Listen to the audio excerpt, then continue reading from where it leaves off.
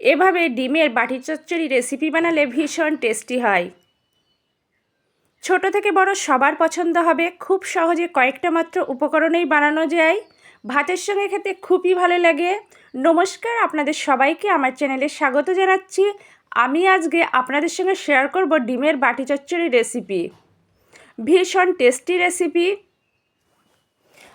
আমি আগেও আপনাদের সঙ্গে ডিমের বিভিন্ন রকম রেসিপি শেয়ার করেছি। আজকের রেসিপিটা একেবারেই অন্যরকম। ভীষণ টেস্টি একটা রেসিপি।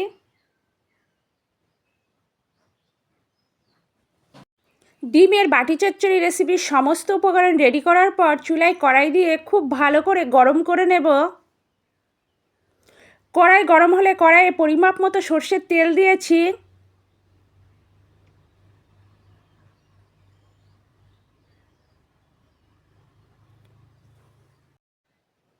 সর্ষের তেলে খুব সামান্য হলুদ দিয়েছি যাতে তেল না ছিটকোয়। ভালো করে নাড়াচাড়া করে দেব।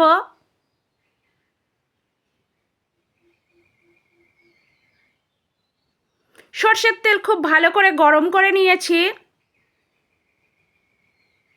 সিদ্ধ করে রাখা ডিম দিয়েছি।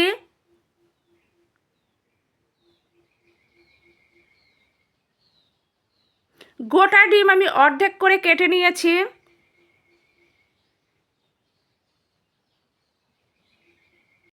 ডিম ভাজার সময় খুব সামান্য নুন দিয়েছি। খুব সামান্য হলুদ দিয়েছি। নুন হলুদ দেওয়ার পর নাড়াচাড়া করে দিয়েছি।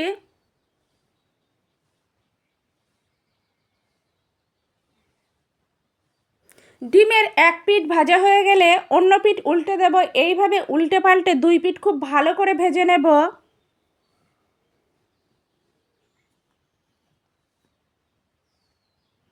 ডিম ভাজা কমপ্লিট, তুলে রাখবো।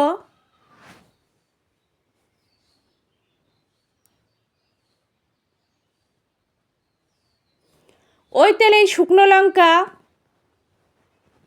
কালো জিরে, নাড়াচাড়া করে শুকনো লঙ্কা কালো জিরে ভেজে নেব। ভাজার পর কুচনো পেঁয়াজ,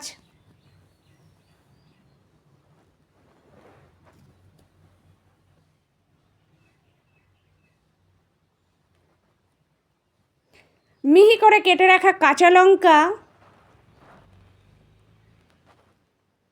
টমেটো,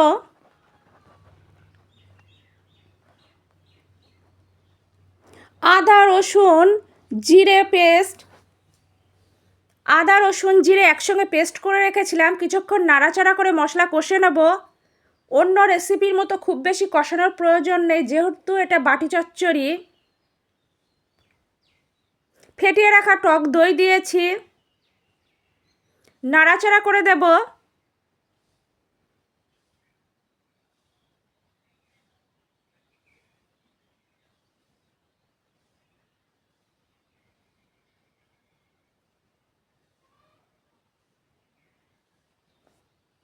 ঝিরিঝিরি করে কেটে রাখা আলু দিয়েছি।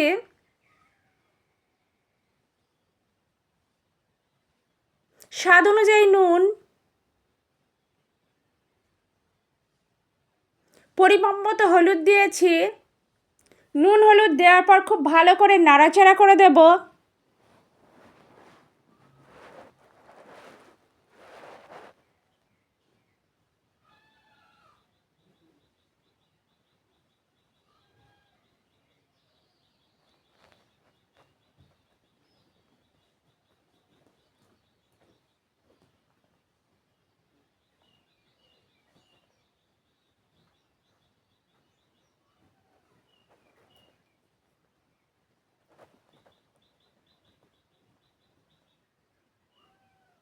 খুব সামান্য জল দিয়েছি, মশলা ধোয়া জল।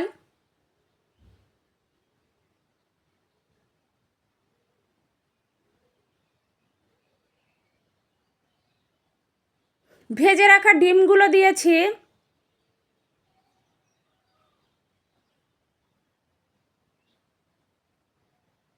গুঁড়ো গরম মশলা দিয়েছি। গরম মশলা দেওয়ার পর নাড়াচাড়া করে দিয়েছি।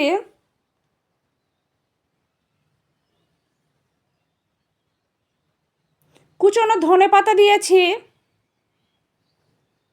ঠিক এই পর্যায়ে ঢাকা চাপা দিয়ে হাই ফ্লেমে জাল করে সিদ্ধ করে নেব। যেহেতু এটা ডিমের বাটি চচ্চড়ি রেসিপি, তাই একভাবে ঢাকা চাপা দিয়েই কুক করব।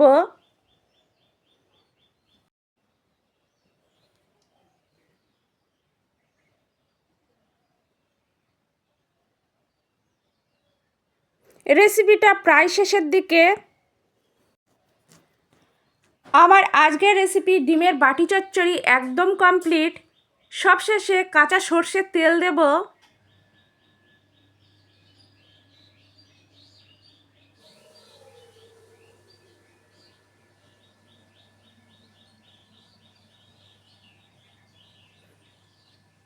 রেসিপিটা আমি ঠিক যেভাবে দেখিয়েছি আপনারা একইভাবে বানাবেন, একদম পারফেক্ট হবে।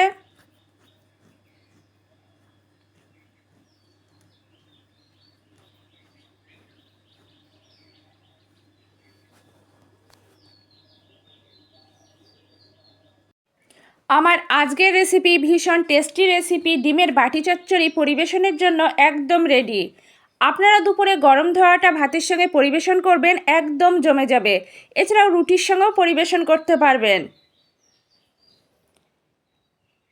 এতদিন তো আপনারা শুধুমাত্র মাছের বাটি চচ্চড়ি রেসিপি বানিয়েছেন, অন্তত একবার হলেও ঠিক এভাবে আমার মতো করে ডিমের বাটি চচ্চড়ি রেসিপি বানিয়ে দেখবেন, সত্যি ভীষণ টেস্টি হয়। আমার আজকের রেসিপি আপনাদের যদি ভালো লাগে লাইক করবেন, কমেন্ট করবেন, শেয়ার করবেন, আমার চ্যানেলের পাশে থাকবেন। আর আপনাদের অনেক অনেক ধন্যবাদ এতক্ষণ ধরে ধৈর্য সহকারে আমার রেসিপিটা দেখার জন্য।